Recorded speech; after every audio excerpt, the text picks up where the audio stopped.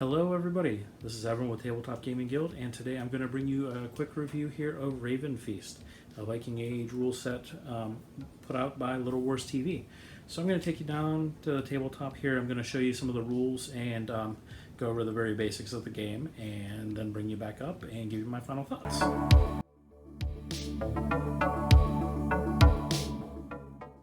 Alright, so down here we have a copy of Ravenfeast here by Little Wars TV. So I'm going to take you through here and I'm going to show you some of the stuff here in this printed copy here. So you can see really nice, beautiful color layout into it. Very nice, beautiful pictures. So we flip through more. They cover a lot of good material with it very quickly. They move through it. The rule book is actually not too long here, but as you can see, lots of color pictures into the printed rule book here.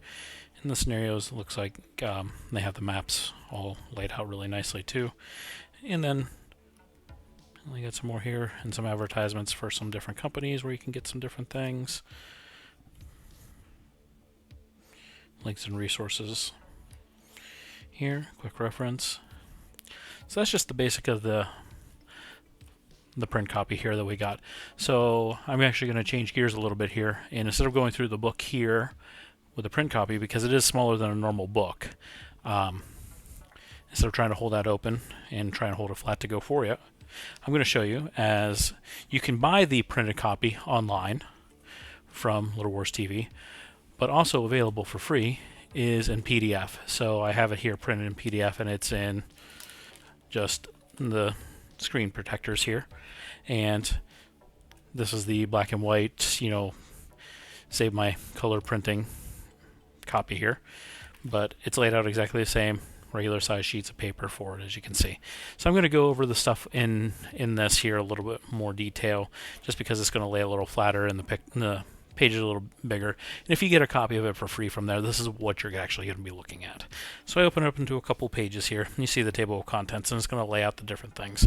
So you're going to have an introduction section here at the beginning. It's going to talk about what's historical gaming, what you need to play, the setting for what this game is, which is Viking invasion of England.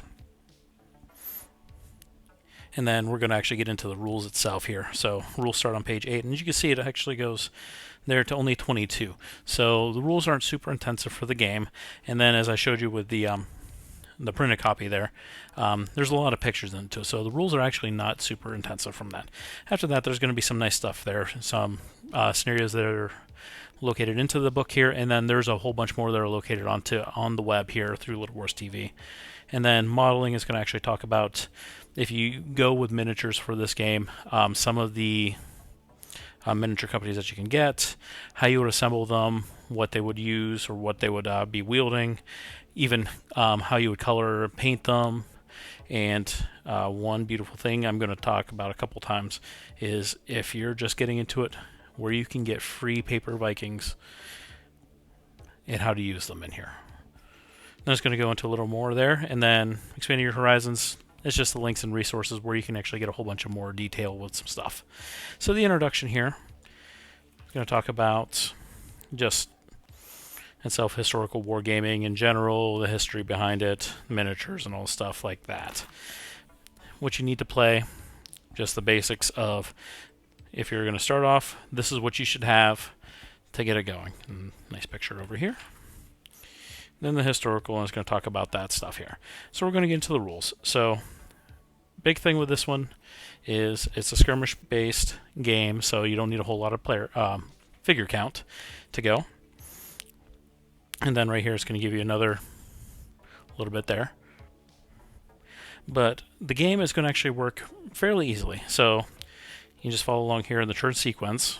You're going to have initiative, rally, movement, missile, melee, and a turn. Repeat. So initiative, you roll d6s, subtract the current number of leaders and heroes, the lowest goes, and so on. So this is a game that it is actually, the lower you roll, the better. So the second phase here is going to be rally, and then just follow through there. And it's really nice that they laid this out, like each phase going through the pages here, right in order here. Movement's going to talk about the different movements, how far you can move, Penalties if you have to go terrain. Talk about your different facings here, front, back, facings like that. Then you're going to get into the shooting here with your missile troops, exactly how that goes. Melee. And one really cool thing, Death Worthy of a Song, so it's spectacular kills, and that's going to lead into people running around. You can actually, and retreating. You can get free attacks on people running away. Shield walls is a separate thing that's into melee. They can actually forge shield walls, interlocking shields, and then you can have guys just kind of like stabbing over the shields.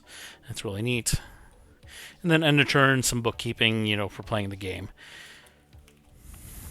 And then right into that, it's going to talk about the different war bands and the different guys that are located in here. So they have the different types, how far they can move, if they have a missile, which is if they can shoot, their range, what you need or under, and then melee. If you get hit, then you get to roll your armor to see if they survive the hit. Morale is if you have to run away. There's a couple things that can trigger morale. And then it being a skirmish game, they point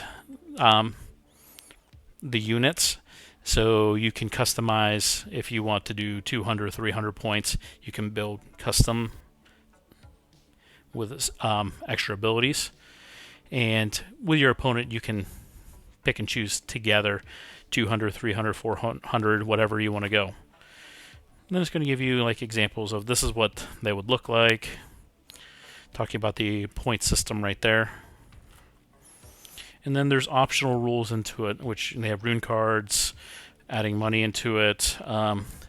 If you want to go beyond the Vikings and you want to add Saxons, there's a whole section for Saxons right there. And then if you want to move this into a larger scale, there's actually talk about that. And also online, if you want to go even further, you can actually go mythological with like frost giants and stuff like that. It's located into the book here. There is 1, 2, 3 scenarios, and then I believe there's a couple more online. And with that, you can kind of play with the games that you want to, find ones that you find interesting, put them together, or you can just create ones that you think would be really cool. So modeling there is going to talk about, what you need to do, steps with your miniatures, how you would go about painting them, in the most generic forms there.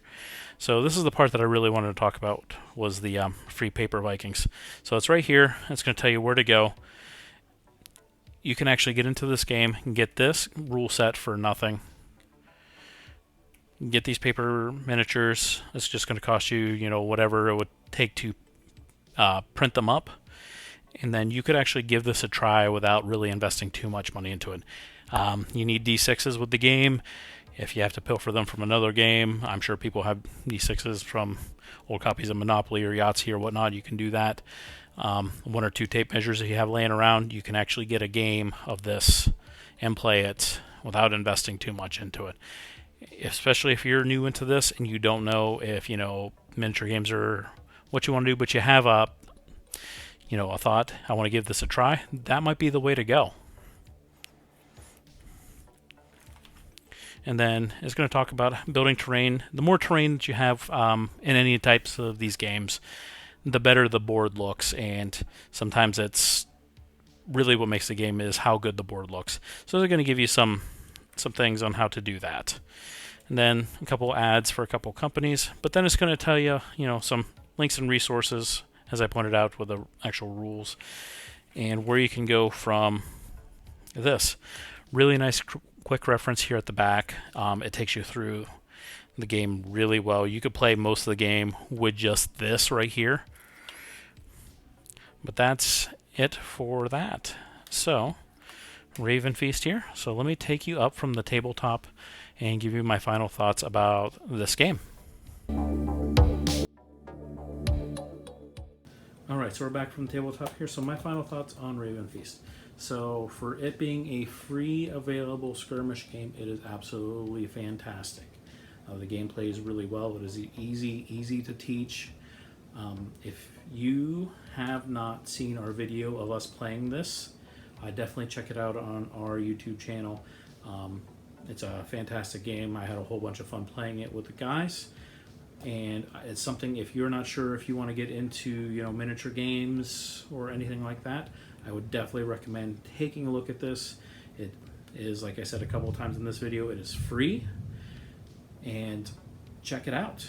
If you like our content here, definitely subscribe, follow us here on YouTube, on Instagram, any of the social media platforms. Like and subscribe. Comment down below some more stuff that you want to see us do, or if you have comments about, you know, this video or any other ones, you know, let us know what we're doing great or not great. And until later, this is Evan with Tabletop Gaming Guild.